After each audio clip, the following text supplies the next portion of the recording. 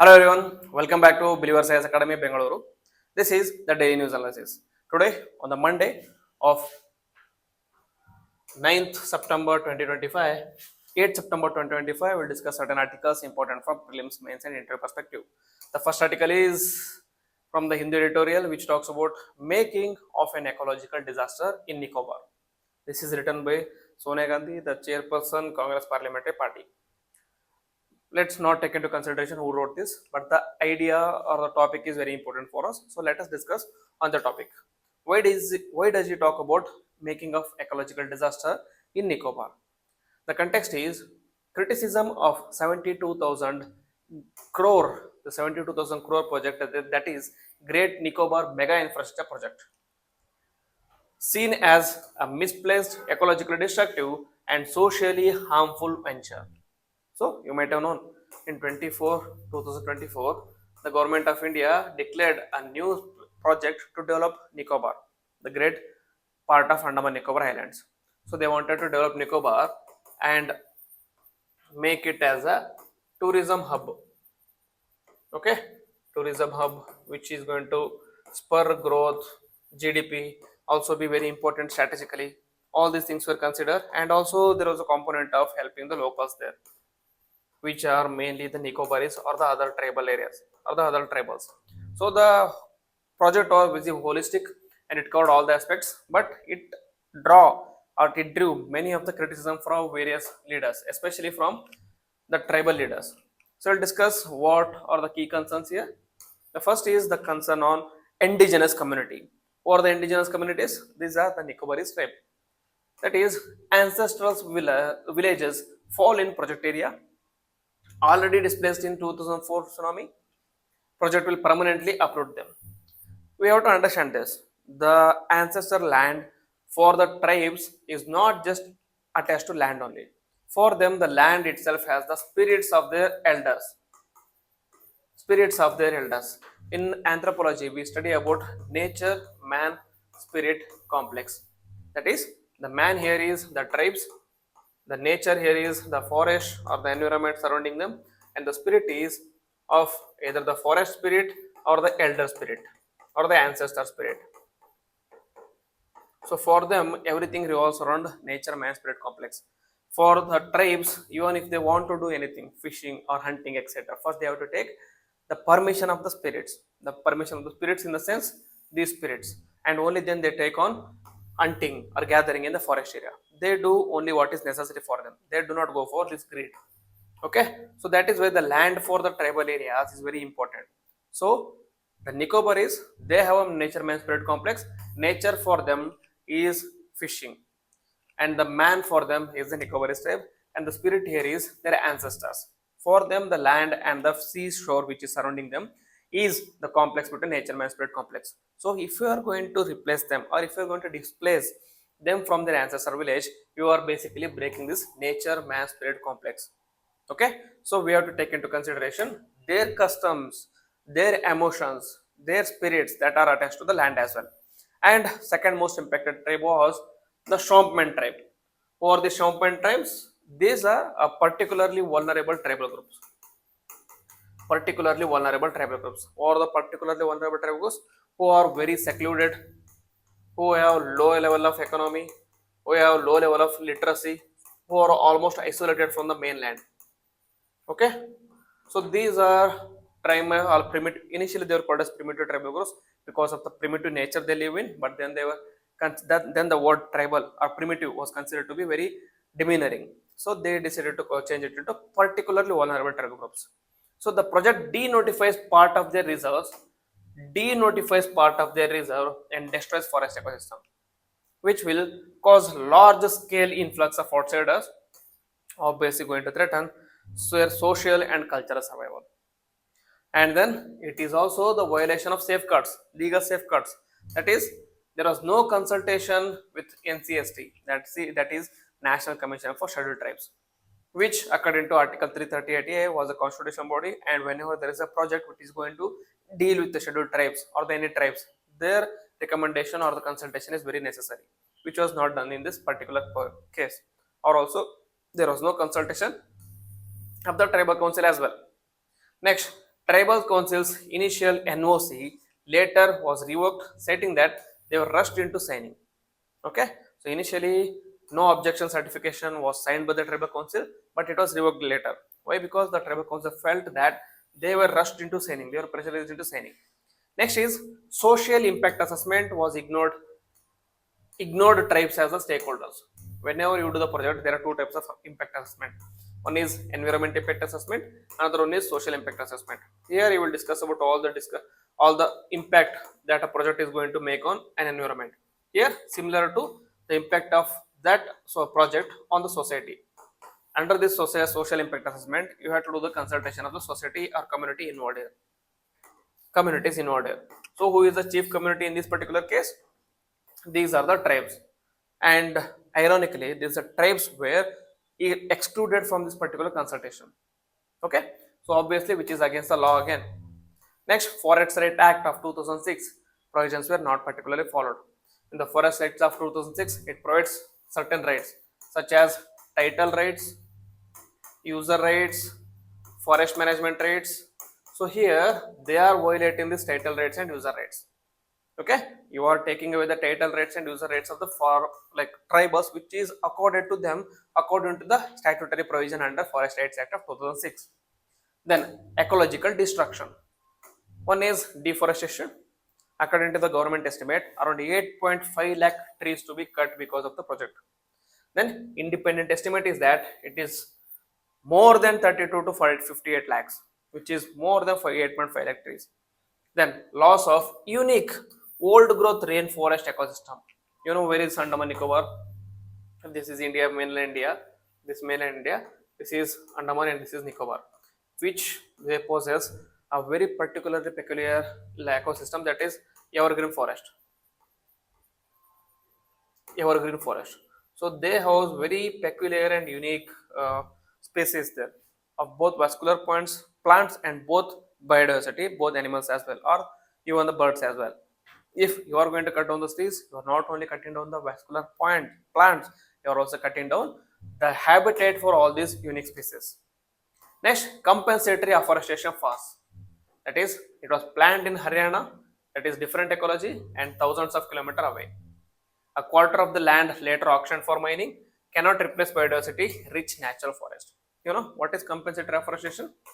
This is compensatory afforestation. Okay, I'll just tell you an example. So in compensatory afforestation, what they do is they compensate by afforesting.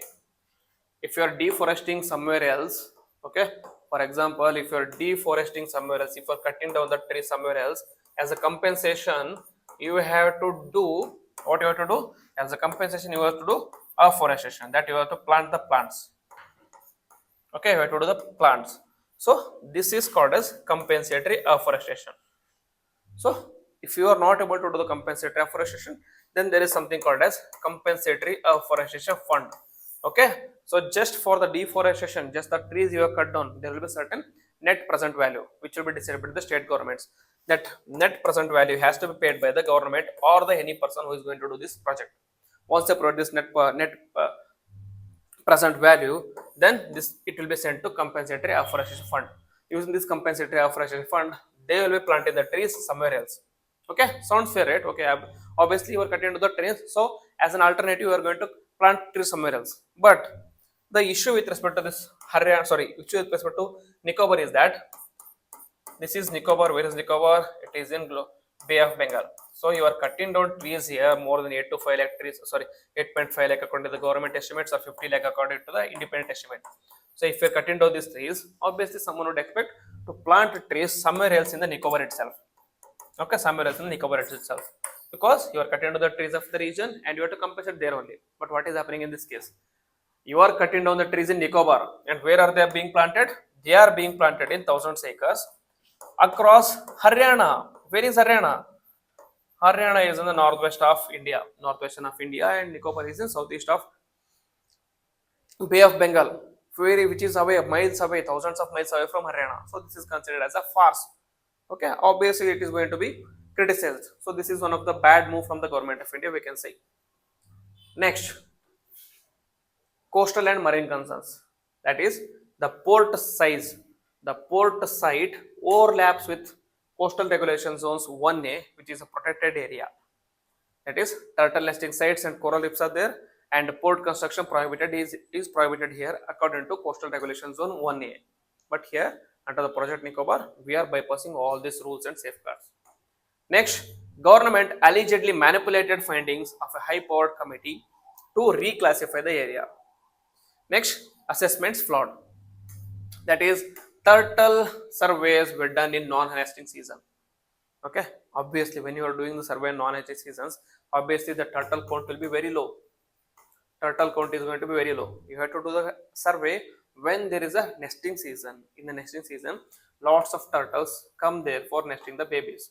When there is a nesting season, the turtle counts will be obviously high. But the survey was done in non-nesting period, and as a result of that survey, they have reclassified the area. So again, which is a manipulation of the laws. Then drones used for dugong surveys. It is limited accuracy. What is dugong? Dugong is also called as sea cows. Sea cows. These are unique to Andaman Nicobar.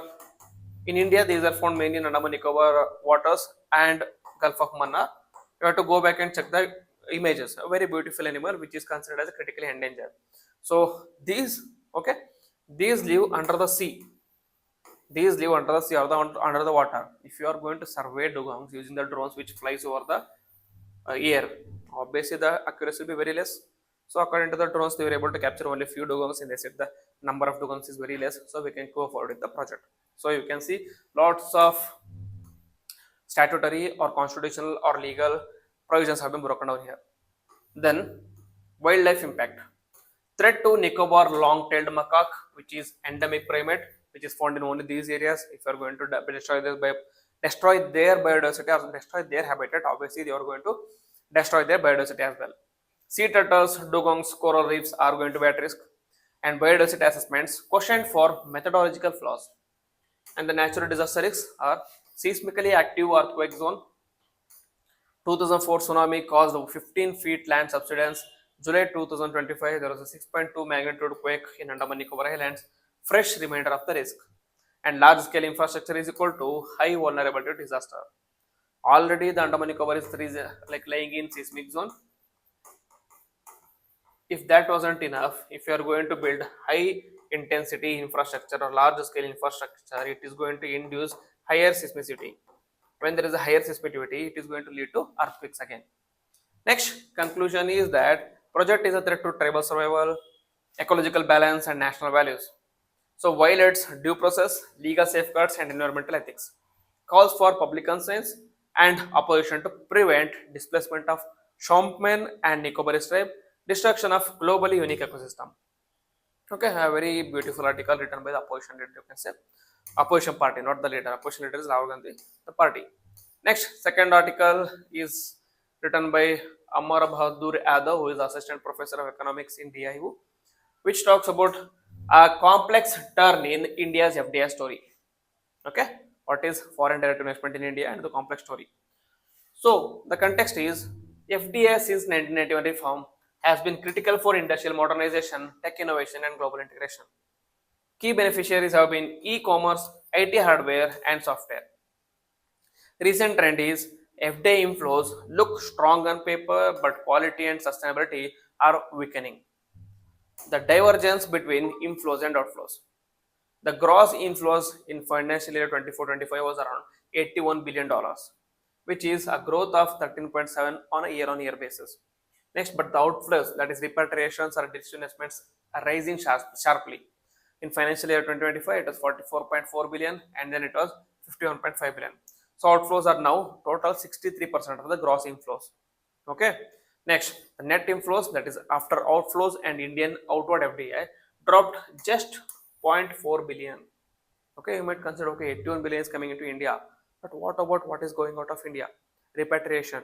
Repatriation in the sense whoever is earning in India sending their money back to their countries, or the Indian outward FDI, or Indian companies investing in some other countries. So considering all those and like removing all those things out of inflows, the net inflow is only $0.4 billion.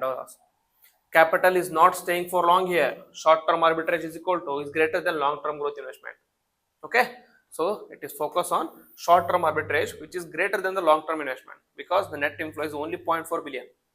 So what are the patterns of concerns here? Shift in sectors, that is manufacturing share fell to just 12% of total FDI. Services, financial hubs, hospitality and energy distribution dominate the inflows. And Singapore and Mauritius remain the top sources. Much inflow is for tax strategy driven. So Singapore and Mauritius are some of the countries which are called as tax havens. Okay, tax havens. In these tax havens, the tax regime is very weak. So the companies tend to go there and settle there. Companies go and settle there, but their main chief domain of their economy or the main area where they conduct their business will be in some other countries, for example, India. So in order to do investment in India, they show themselves as they are from Mauritius or Singapore, and the investment comes from there, so that they can escape this tax. They can escape the tax from India and enjoy the tax benefit that is provided in these two countries. So that is majorly not a proper measure of complete FDIs in India. Next, rising Indian outward FDIs. That is from 13 billion in 21-22 to 29.2 billion in 24-25. Driven by regulatory inefficiencies, infrastructure gaps, and policy uncertainty at home. So the companies are not looking for any investment in India. Instead, they are looking outside of India. Next, half of the outflows go to developed countries for stability, tax benefits, and resources. Declining confidence from traditional partners, that is US, Germany, UK, reduced industrial FDI presence. So what will be the implications? The implications will be weakening of multiplier effect, that is manufacturing, infrastructure and innovation will be underfunded. Next, economic vulnerability, that is FDI net inflows cushion BOP, that is balance of crisis, rupee, RBI policy flexibility. Now all these things are at a risk. Then job creation and innovation, which is going to be hampered by capital flight and short-term inflows. Next, erosion of trust. Both foreign and Indian firms see India as unstable for long-term investment. When they see India as unstable for long-term investment, they focus on short-term gains. They will invest for some time, they get the profit and they move out of India. Next, what needs to be done? Focus should be on quality and durability of FDI, not just gross figures. And policy reforms, that is, simplify regulations, ensure predictability and transparency, and upgrade infrastructure, provide policy stability to reduce uncertainty. And sectoral priority should be encourage advanced manufacturing, clean energy, tech sectors. Build human capital such as skills, education, innovation support, that is, convert demography into dividend. Next, strengthen institutions and governance to retain investor confidence. So in conclusion, India is at the crossroads in FDI journey. The current trends show that headline inflows deepen deeper vulnerabilities. Needed is committed long-term FDI aligned with national development priorities, not just short-term financial flows. The third article, very interesting article and a very concerning article, you can say, that is, do generative AI chatbots encourage risky behavior? The article heading was, do generative AI chatbots kill people? That was the actual heading of article from the newspaper. So why? What is the context here? There was a lawsuit filed in California in August 2025 by parents of a 16-year-old Adam Bryan who died by suicide in April 2025. What was their allegation? Their allegation was ChatGPT coached coached the teen towards suicide instead of helping him seek support. It raises broader questions about AI safety, mental health risk, and regulatory responsibility. So, what is the issue here? There are other cases that are linked to AI generative AI as well. That is, Adam Ryan, who is from California, he used ChatGPT initially for homework and later for emotional support. And ChatGPT allegedly encouraged secrecy, helped draft suicide plan as well as note. Very concerning. Suicide plan as well as note, and also acted like a suicide coach. Okay, just by making a change in the prompt, it decided to help himself commit suicide by becoming a suicide coach. And parents said that he replaced human friendship with AI companionship. And another case, a Florida teen in 2024, age 14, he used character.ai. A character.ai, that is an AI chatbot. Here, he engaged with frictional personas, including sexual role play. There are some of the many chatbots which are acting as a sexual role play partners as well. Expressed suicidal thoughts and ChatGPT persona said, "Come home before his death." Very concerning. See what the chat GPT or what AI is doing here. Come home. Come home in the sense, come to me. How do you come to me? By committing suicide after death. These are the some of the very concerning things going forward. And the lawsuit said that company engineered harmful dependency failed to alert the parents. And the adult case, not only the teens that are going through these issues, but also the adults. That is, Sophie in 2025, a 29-year-old in therapy, also used ChatGPT. She shared suicidal thoughts. Shortbot offered some support but not adequate intervention. Mother said that AI made her appear stable, masking a real crisis, which later led to her death as well.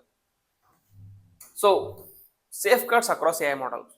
Are all the AI models same? No, not necessarily. Not all the AI models are same like this.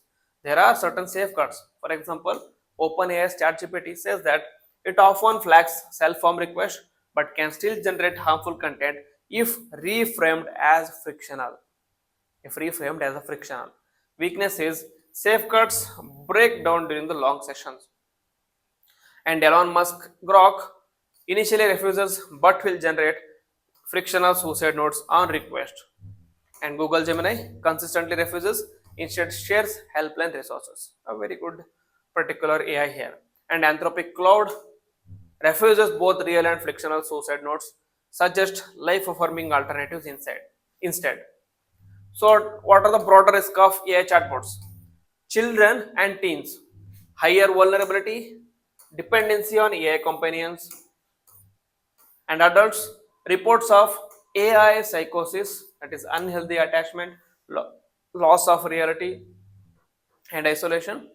So Microsoft AI CEO, that is Mustafa Sulaiman, said that he warned against portraying AIs as conscious. Okay, AI should not be considered as conscious. And Sam Altman, who is the like founder or a person behind this AI revolution, or Open AI CEO, acknowledged some small percentage of users form risky attachments. So, OpenAI safety measures have been since 2023. The models are trained to avoid giving self-form instructions, instead shift to supportive and empathetic language.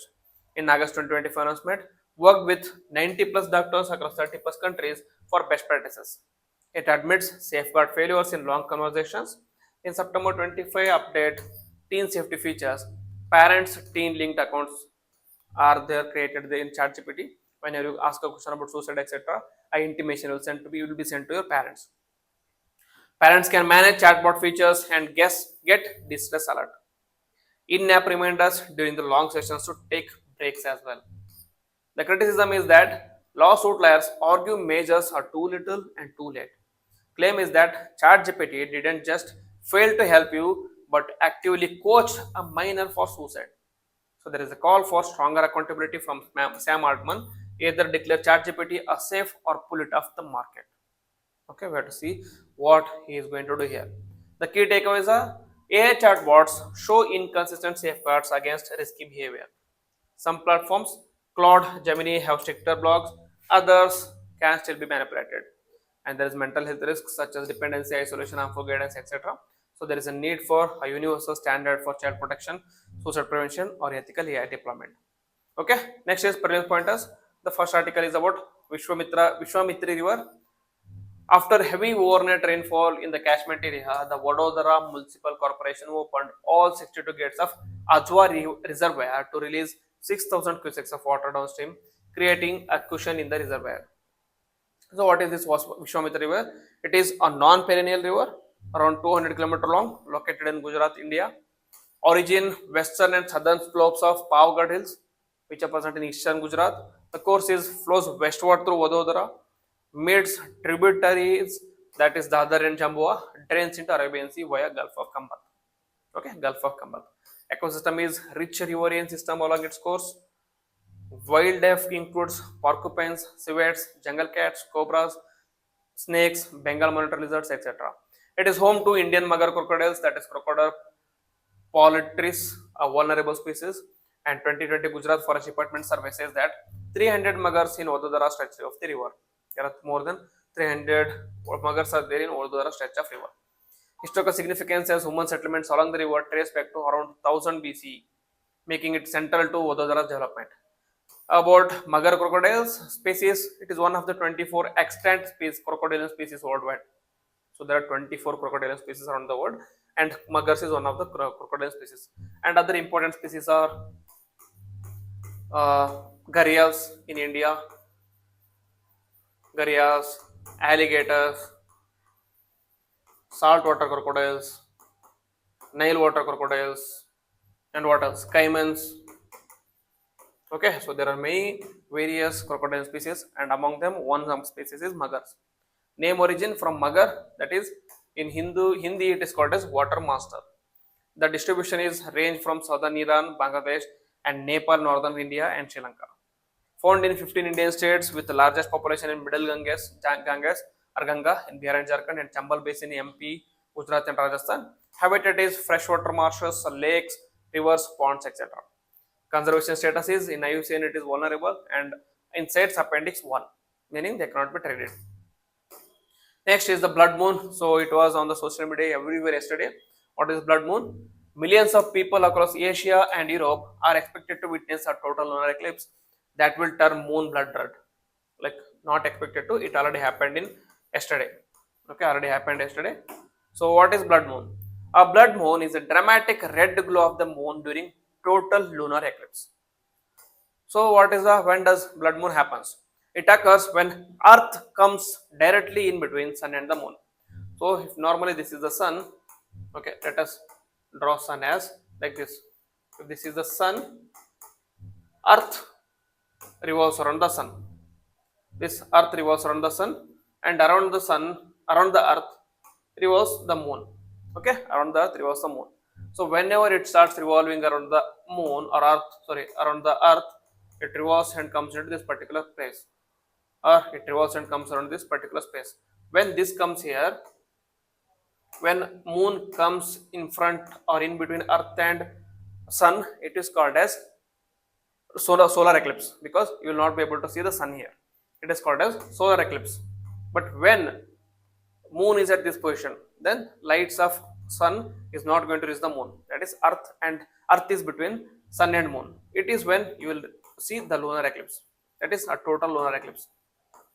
When there is total lunar eclipse, you will see Moon as a blood red.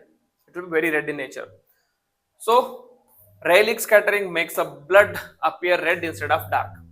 Blue light, that is shorter wavelength, is scattered away, and red light, which is a longer wavelength, passes through Earth's atmosphere, reaching the Moon.